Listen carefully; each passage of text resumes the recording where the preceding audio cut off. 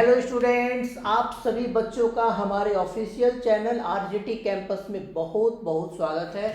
तो बेटा हम लोग चैप्टर को कंटिन्यू करेंगे। लास्ट हमारी जो चैप्टर थी वर्क एनर्जी पावर था, आज भी हमारा वही चैप्टर है और नेक्स्ट पार्ट को हम लोग आज कंप्लीट करेंगे।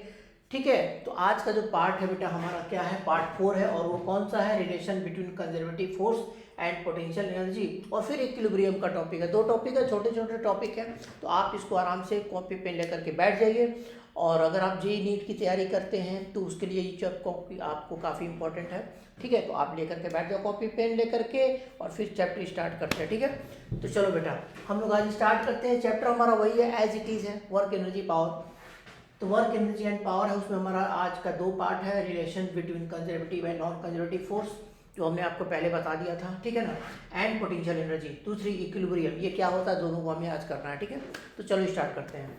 तो बेटा हमारा पहला जो पार्ट है यहाँ पे स्टार्ट होगा और वो क्या है, relation between conservative force and potential energy.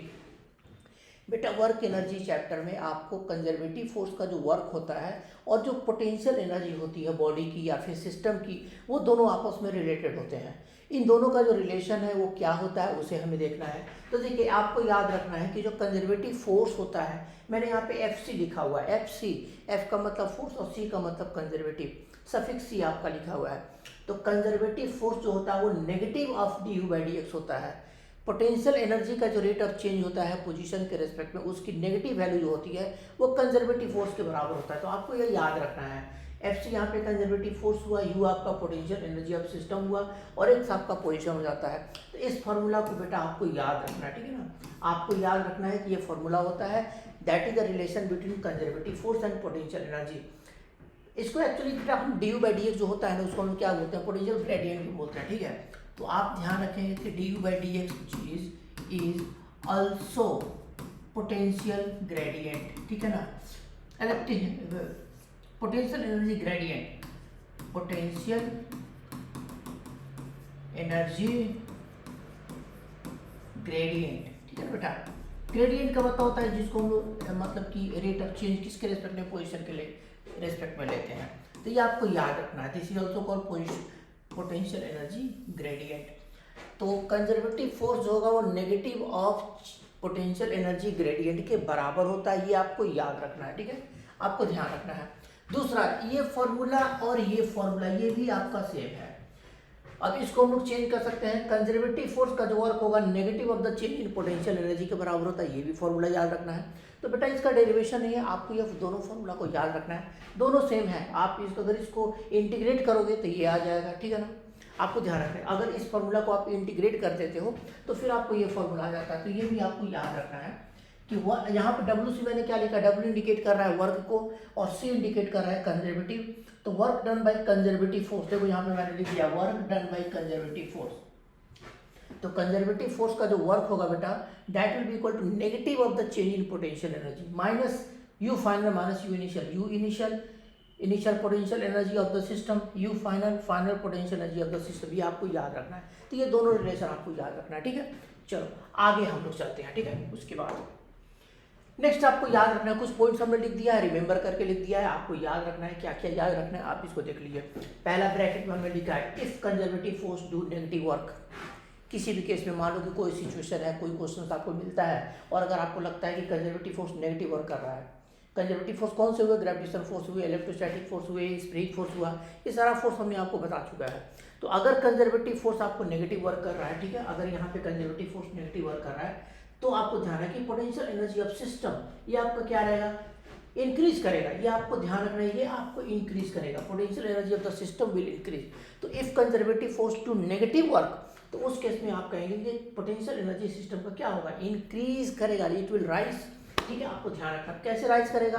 तो देखिए यहाँ पे हमने एक ब्लॉक को दिखाया है, एक ब्लॉक को हमने थ्रो कर दिया ऊपर की तरफ। अगर आप बॉडी को आप ऊपर थ्रो करते हो तो बोलो बेटा, आप जब थ्रो करोगे तो ग्रेविटेशन फोर्स किधर लगेगा, नीचे की तरफ लगेगा, mg नीचे लगेगा। और बॉडी का डिस्प्लेसमेंट किधर होगा, तो बोलो बॉडी का डिस्प्लेसमेंट ऊपर होगा। दोनों के बीच में एंगल कितना होगा बेटा, ये एंगल आपका कितना हो जाएगा, 180 डिग्री। तो क्या ये नेगेटिव वर्क नहीं कर रहा है। आप अगर किसी बॉडी को ऊपर थ्रो करते हो तो mg नेगेटिव वर्क करेगा, क्योंकि बॉडी का डिस्प्लेसमेंट ऊपर हो रहा है। जब बॉडी नीचे आएगा तो उस केस में अलग वर्क होगा। जब बॉडी ऊपर की तरफ जा रहा है तो mg नीचे काम कर रहा है, डिस्प्लेसमेंट ऊपर हो रहा है, दोनों के बीच में एंगल 180 डिग्री है।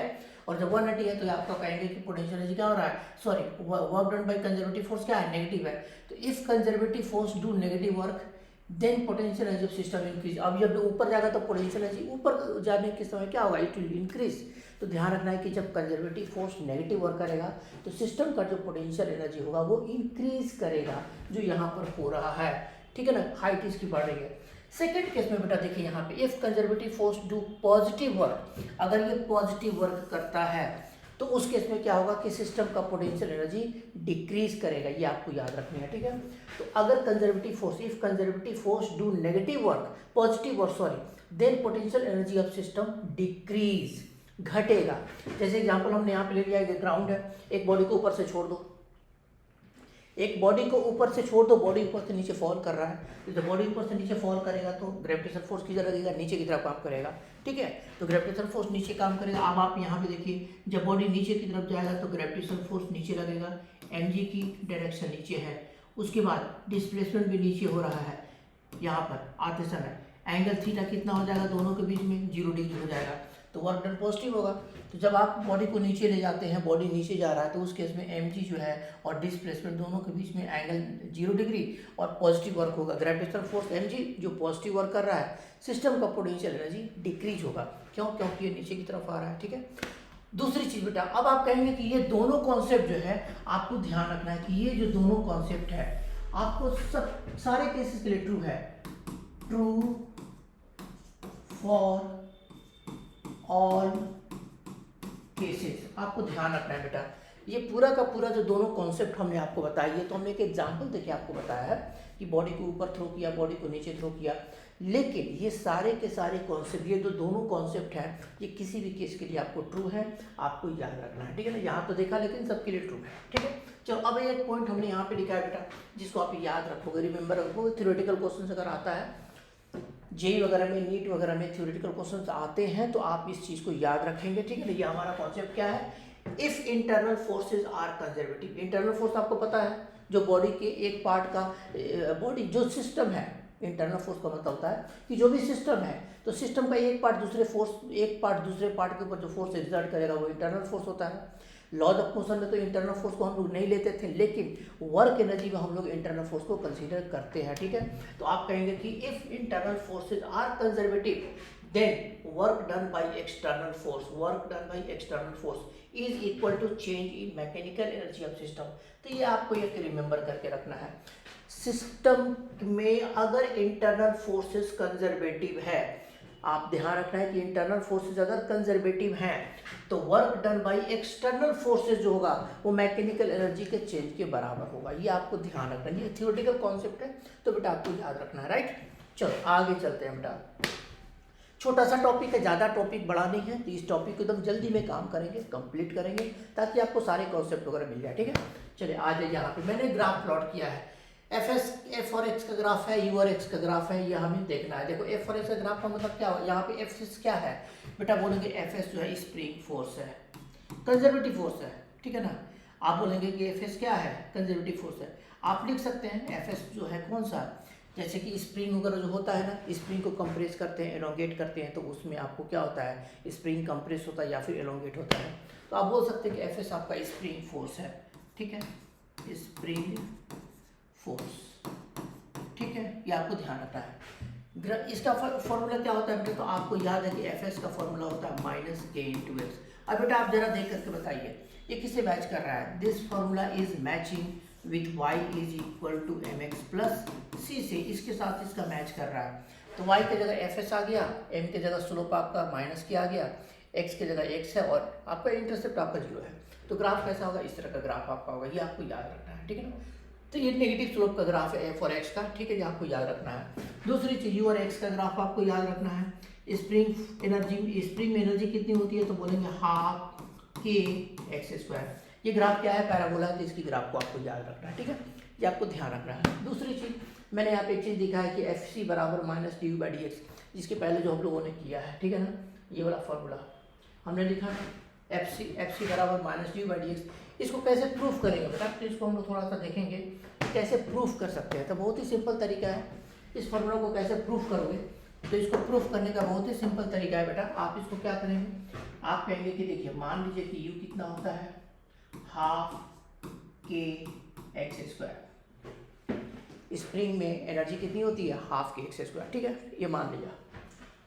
अब आप कहेंगे इसको डिफरेंशिएट कीजिए, d by d x, d by d x is equal to, आप कहेंगे कि डी बाई डी एक्स कितना होगा, हाफ बाहर आ जाएगा, के बाहर आ जाएगा और एक्स स्क्वायर का डेरिवेटिव, ठीक है, राइट हैंड साइड। उसके बाद आप देखिए, अब आप इसको कितना लिखेंगे, डी बाई डी एक्स लिखेंगे, ठीक है, हाफ लिखेंगे, के लिखेंगे और यहाँ पे कितना हो जाएगा, 2x लिखेंगे, 2 से 2 की कहानी खत्म। फाइनली कितना आया आपका, d by d x is equal to k into x. चूंकि स्प्रिंग फोर्स आपका क्या होता है, अपोज करता है। जब आप स्प्रिंग को कंप्रेस करोगे तो आपको अपोज करेगा, खींचोगे तो भी अपोज करेगा, इसलिए हम लोग यहाँ पे लास्ट में क्या लगा देते हैं, यहाँ पे माइनस लगा देते हैं, ठीक है ना। तो यहाँ पे इसको लाने के बाद हम लोग यहाँ पे माइनस की यूज कर देते हैं, ये आपका प्रूफ हो गया, ठीक है। एफ सी बराबर माइनस डी बाई डी, ये क्या हो जाता है, स्प्रिंग फोर्स होता है, एफ सी क्या है, कंजर्वेटिव फोर्स के बराबर है, ठीक है ना। तो एफ सी बराबर minus D by d x आप टेक करते हैं, तो ये आपको यहाँ पे प्रूफ हो जाता है, ठीक है, ये आपको ध्यान रखना है, ठीक है।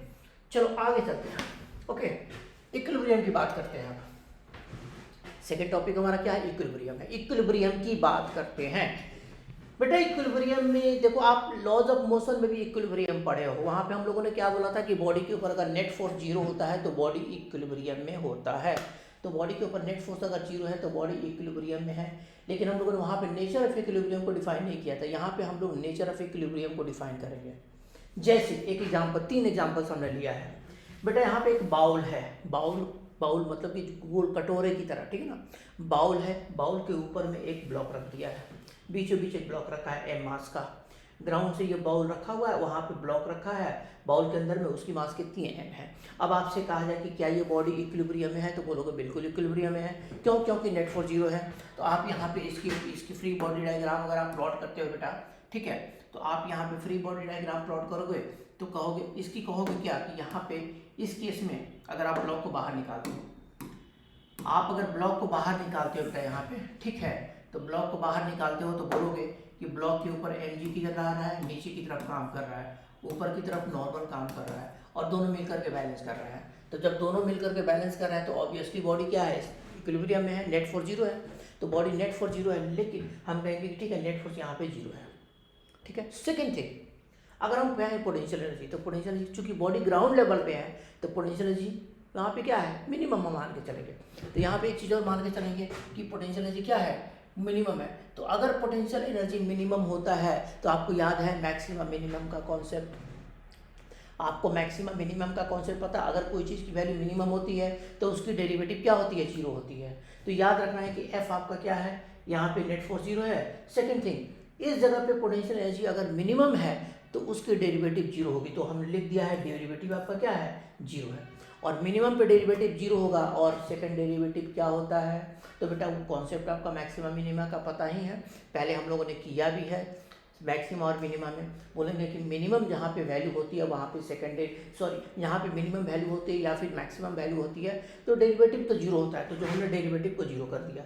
लेकिन अब बात आती है कि जब मिनिमम वैल्यू है, यू की वैल्यू यहाँ पे मिनिमम है, पोटेंशियल एनर्जी कम है, ठीक है, तो उस केस में आपको सेकंड डेरिवेटिव क्या होगा, पॉजिटिव होता है, ठीक है ना। तो ये आपको मैक्सिमम मिनिमा का कॉन्सेप्ट है।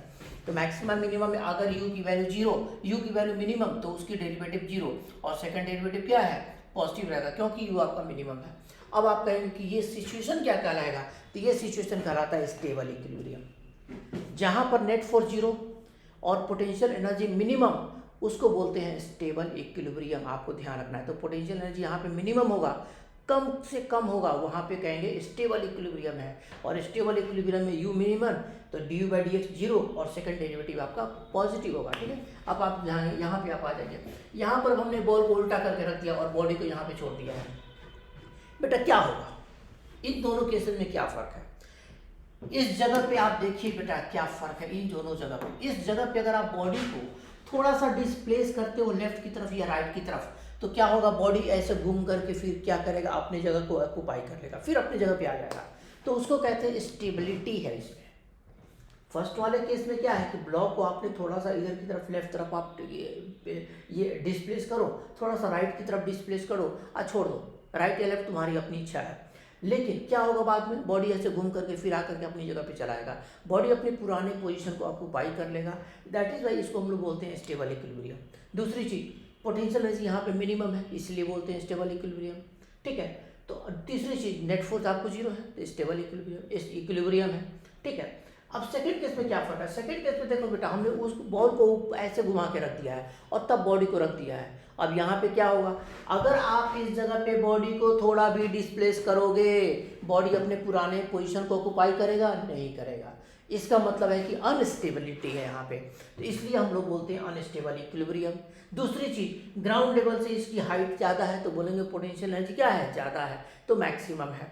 तो कहेंगे कि ग्राउंड लेवल से हाइट ज़्यादा है। लेकिन यहाँ पे एक चीज़ और देखिए, यहाँ पर भी एबीडी प्लॉट करें, यहाँ भी एबीडी प्लॉट करें, दोनों जगह पे नॉन नेट फोर्स क्या होगा? जीरो होगा। लेकिन यहाँ पर आप कहेंगे कि स्टेबल इक्विलिब्रियम है, क्योंकि वो लोअर पॉइंट पर है और बॉडी अपने पुराने पोजीशन को ऑक्यूपाई करता है डिस्प्लेसमेंट के बाद, यहाँ पर नहीं कर पाएगा। दैट इज वाई इसको हम लोग बोलते हैं अनस्टेबल इक्विलिब्रियम। यहाँ पर भी नेट फोर्स जीरो है तो एफ नेट को यहाँ जीरो कर दिया।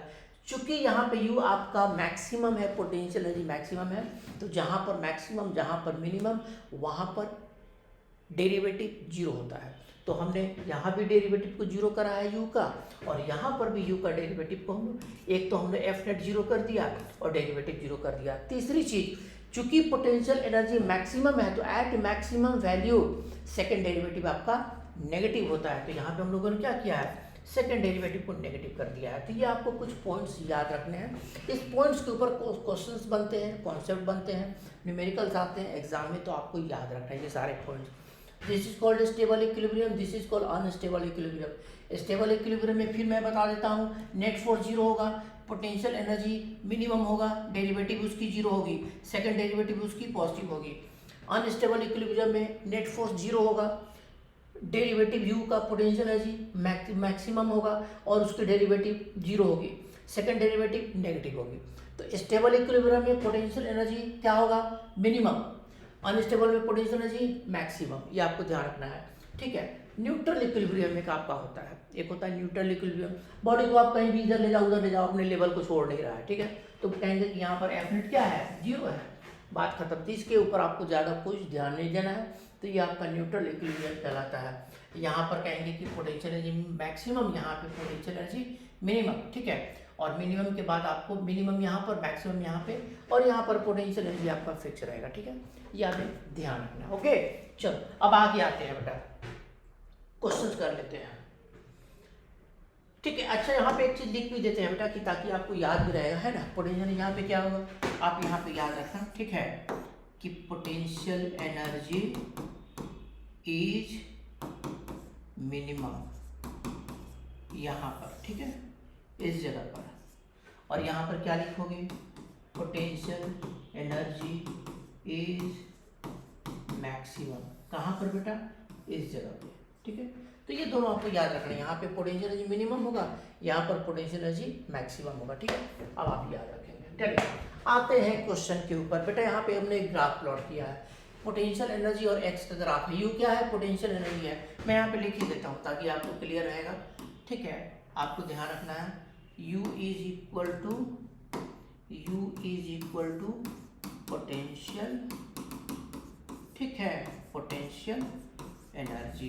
ठीक है, ये आपको ध्यान रखना है। तो यू पोटेंशियल एनर्जी, आपको समझ कर रखा है eight which point body is in equilibrium. बेटा किसकी ग्राफ है? यू और एक्स का ग्राफ है। इक्विलिब्रियम में क्या होता है बोलो तो, इक्विलिब्रियम में एफ नेट जीरो होता है, तो एफ तो यहाँ पे है नहीं। लेकिन दूसरा क्वेश्चन क्या है, कहेंगे कि इक्विलिब्रियम में एक चीज़ और होता है।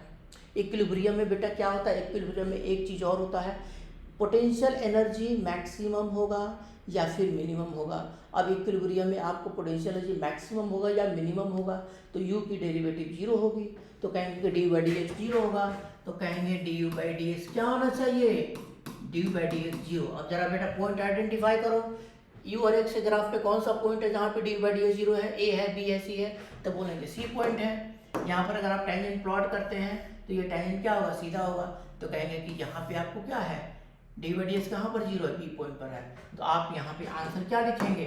बोलेंगे कि कहाँ पर पोटेंशियल एनर्जी आपको, एक बॉडी कहाँ पर इक्विलिब्रियम में है, तो बोलेंगे बॉडी इक्विलिब्रियम में बी पर है, तो आंसर कौन सा हो जाएगा?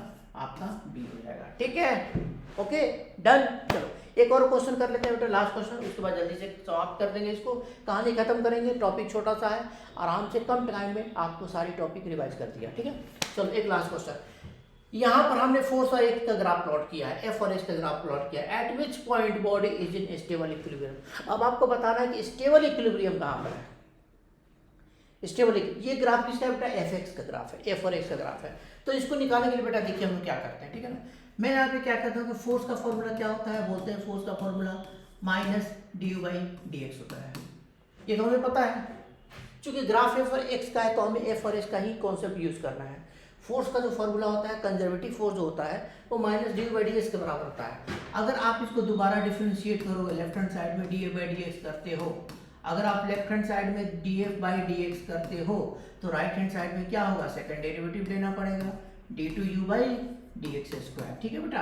अब आप यहाँ पे आ जाइए, आप क्या कीजिए कि d2u/dx² की वैल्यू फाइंड कीजिए। तो d2u/dx² कितना होगा, माइनस dF/dx के बराबर होगा, ठीक है। अब आप बताओ जरा, स्टेबल इक्विलिब्रियम है तो स्टेबल इक्विलिब्रियम में पोटेंशियल एनर्जी मैक्सिमम होगा या फिर मिनिमम होगा। तो कहेंगे कि देखो इक्विलिब्रियम जो होता है वहाँ पे पोटेंशियल एनर्जी क्या होता है, इक्विलिब्रियम में पोटेंशियल एनर्जी मैक्सिमम भी होता है, मिनिमम भी होता है। अब स्टेबल इक्विलिब्रियम में क्या होता है, तो बोलेंगे इन स्टेबल इक्विलिब्रियम। देखिए मैं यहाँ पे लिख लेता हूँ, यहाँ पे लिख देता हूँ, इन स्टेबल इक्विलिब्रियम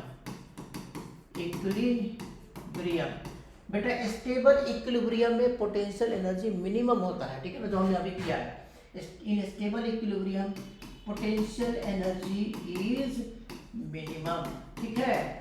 कैसे मिनिमम, तो बोलोगे ये तो हम लोग ऑलरेडी कर चुके हैं। यहाँ पर देखिए स्टेबल इक्विलिब्रियम में पोटेंशियल एनर्जी इज मिनिमम, यहाँ पे लिखा है, इसी कॉन्सेप्ट को यूज करते हैं, ठीक है। तो in stable equilibrium potential energy is minimum. तो अगर stable equilibrium potential energy minimum है तो पोटेंशियल एनर्जी की सेकंड डेरिवेटिव पॉजिटिव होना चाहिए, ठीक है ना। तो आप कहेंगे कि अब जरा आप चाहिए सी पॉइंट आइए, एट सी dF/dx नेगेटिव है। एट सी पर dF/dx क्या होगा, नेगेटिव होगा, क्योंकि यहाँ पे टेंजेंट प्लॉट करो बेटा, आप यहाँ पे एक टेंजेंट प्लॉट करो, ठीक है। अगर आप टेंजेंट प्लॉट करते हैं तो देखिए इसकी स्लोप क्या है, नेगेटिव है। तो कहेंगे कि यहाँ पर क्या होगा, थीटा, ठीक है ना। तो कहेंगे कि dA/dx क्या होगा, नेगेटिव होगा। तो आप यहाँ पे कह सकते हैं, इस जगह पे कह सकते हैं, इसको यहाँ पे लाते हैं, सी पॉइंट पर एट सी dA/dx नेगेटिव होगा, क्योंकि dA/dx यहाँ पर that is equal to tan theta मैं लिख देता हूँ, और ये आपका नेगेटिव होगा। तो जब ये नेगेटिव होगा तो dA/dx, अब यहाँ पे इस कॉन्सेप्ट को यहाँ पे यूज कीजिए। अगर आप dA/dx नेगेटिव लिखते हैं तो मतलब ये होगा कि सेकेंड डेरिवेटिव जो u का होगा वो क्या होना चाहिए, ये पॉजिटिव हो जाएगा, क्योंकि dA/dx की वैल्यू जब आप नेगेटिव यहाँ पे डालोगे तो माइनस और माइनस मिलकर के प्लस हो जाएगा। तो d2u/dx² आपका पॉजिटिव हो जाएगा, और d2u/dx² पॉजिटिव मतलब आंसर क्या हो जाएगा, ये कहाँ पर होता है, बोलेंगे आंसर आपका हो जाएगा सी पर, क्योंकि जहां पर स्टेबल इक्विलिब्रियम वहां पर सेकंड डेरिवेटिव आपका u का सेकंड डेरिवेटिव पॉजिटिव होता है, ठीक है, सॉरी हाँ सही है, सेकंड डेरिवेटिव क्या होता है, पॉजिटिव होता है। तो आंसर आपका क्या हो जाएगा, सी हो जाएगा। तो ये आपका हो गया, एकदम कम टाइम में बेटा हमने आपके इक्विलिब्रियम वाले और ये सारे कॉन्सेप्ट को बता दिया, ठीक है। Thank you so much watching my video. अगर हमारा वीडियो अच्छा लगा तो हमारे चैनल को सब्सक्राइब कीजिए। अच्छे लेक्चर्स, कॉन्सेप्चुअल लेक्चर्स, नो बकवास, ओनली पढ़ाई, ठीक है। Thank you so much.